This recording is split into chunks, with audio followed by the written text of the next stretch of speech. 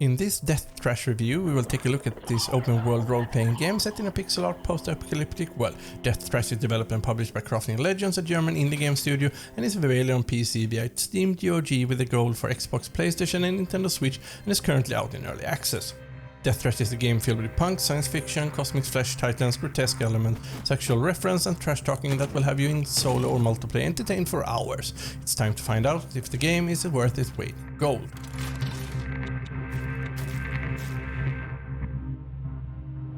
Death Trash tells the story of how humankind traveled the stars and later settled on the planet of Nexus, filled with the ancient secrets of stone and flesh. To protect themselves, machines were installed and were simply known as the Protectors, but somehow they were corrupted and brought terror instead of salvation. When you enter the narrative, you are a raider kicked out of your habitat to enter the ruins of the past, a desolated wasteland filled with dangers and other human beings to interact with. And even if there is not much more to learn before you kill your first savages, there is later on the notion that the possible war with the machines could happen and you will be the key to mend or to destroy. We all wish for epic intros, but here it felt just enough to understand the baseline of the game and hit the ground running.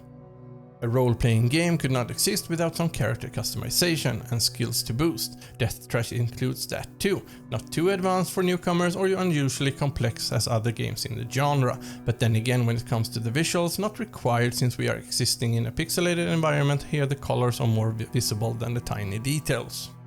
Fresh into the world, you will meet both the more friendly strangers to engage in conversations or drive you toward a quest, and of course the different enemies to fight. The most famous one would be the Flesh Kraken that you probably recognize from trailers or screenshots from the game. Not a big conversationalist, but still in need of you to finding a friend for him. I laughed a bit when you solved this quest. You travel through different locations, and as many strategy games, your map is covered with a classic fog of war. If you are like me, you will explore for better or worse the whole location so the map is cleared just so you don't miss out on anything dangerous or exciting. If you ever dreamed about clearing out the world from all the trash, you are in luck. Or for that matter, become an organ transporter, for both of them are considered resources in this game, so you better take your time to pick them all up. Organs can be eaten on the spot to regain health. Care for a juicy organ or brain, perhaps? But with a limited inventory capacity, you can sometimes be forced to disassemble your loot since you are not close to any vendor to sell it all off. Vendors always have the good stuff that is simply out of your price range, but you can save up to buy recipes for crafting your own bullets to the various ranged weapons you find, and of course get a new shiny breastplate. As you travel longer distances between locations or simply casually exploring the world of Death Trash, there is a really nice travel mechanic that you can kind of fast forward your travels, but just to be aware that the enemies also move as swiftly and you can be surprised how quickly you end up in an encounter. Encounters don't have to be a bloody battle if you do not want it to be. You can just casually go into stealth mode and sneak past them and be on your way again, since they sometimes pop up like fights in Final Fantasy. Death Trash is built upon you following the main quest line that you are introduced with, starting with the Flesh Kraken, and they are not huge blocks of story and are usually go to point A to find out about B, but there are side quests to explore if you are going for the 100% completion. One of the cooler looking ways to tell a story, Death Trash lets you enter a cyber womb where you can visit a location almost frozen in time to see more of what happened there before.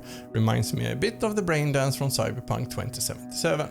As you level up, you now have to decide what type of person you will be in this world. You have your hardiness, strength, finesse and other base stats. Empathy is worth mentioning, since if you put points there you will have the chance to influence dialogues with the NPCs.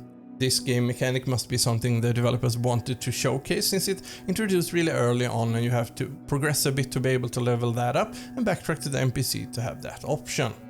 Later on it could save you a lot of time, since you can bypass having to travel back and forth to prove you are worthy in a quest. Skills range from animalism, yes you can befriend a fleshworm, to stealth, lockpicking or just for fun try to pickpocket your enemies. I did that a couple of times, but feel that you need to also have some points in stealth, since it controls how fast the enemies will find you if you are in their line of sight. Add the various implants you can purchase and you start to understand how much fun you can have out there in the world, pulling enemies towards you or just simply burn them a little, and not to forget the dedicated puke button. Death Trash has just the right amount of stats and skill to change to make you feel that you can customize your playthrough in a way that will match your own playstyle. Not everyone in this world is, as mentioned before, friendly, so you will get into combat right away. You navigate around with your keyboard and aim with the mouse when you engage in combat.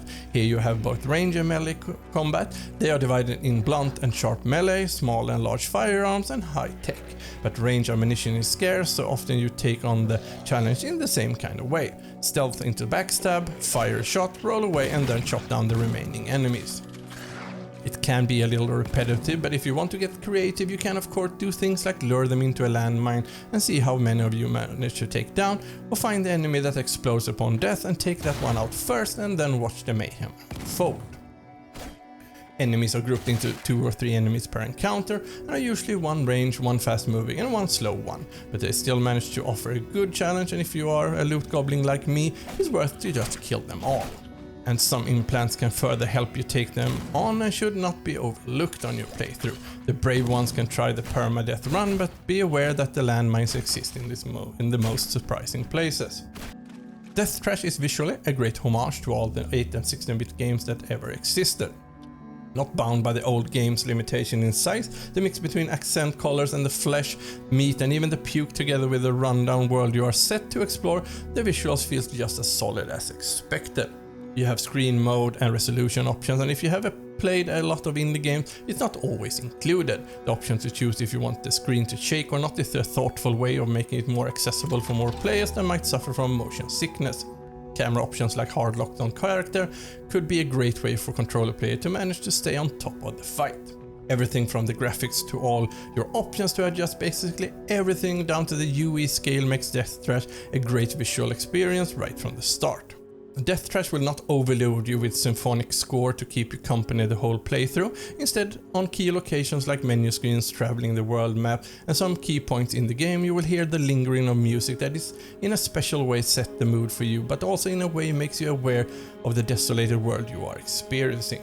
Interactions with objects and other things in the world remind me of a mix of XCOM and Diablo in the sound profile.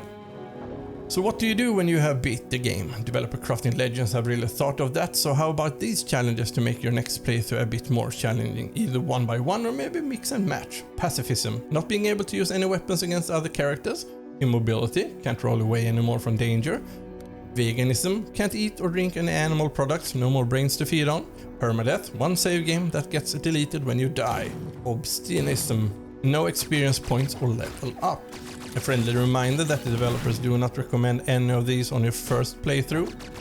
Death Trash reminds me on Hyperlight Drifter, but with a sprinkle of early Fallout, all mixed into one. They all share that action RPG feeling, but here also Death Trash with its controls let you enjoy some top-down action shooter gameplay. The completion time of the game as it is right now is around 5 hours, and after that you will have hours of more content to experience. When the price lands on $19.95 US, it is both motivated and just. The fluent co-op making the other player able to just jump in and out at any time in your playthrough makes it a great way to experience more challenges together. The story is interesting to experience, and the ability to take on every challenge in a different way makes all the fights feel fresh, and sometimes only your own imagination set the limit on how to dispose of a threat. With the promise of more content coming in the future, and also a goal of having about 20 hours of gameplay in the final product when it lands in 2022, Death Trash is something to keep an eye on, and it's a really worth it waiting gold. But you know what, let's not end this journey here. We have talked about the story, the awesome gameplay and the soundtrack, and also what you will get if you decide to buy this game and play it. So to give you the chance to experience even more amazing indie games, I have added another video that I think that you will love to the upcoming end screen. So I will see you there, and until next time, stay safe and stay awesome.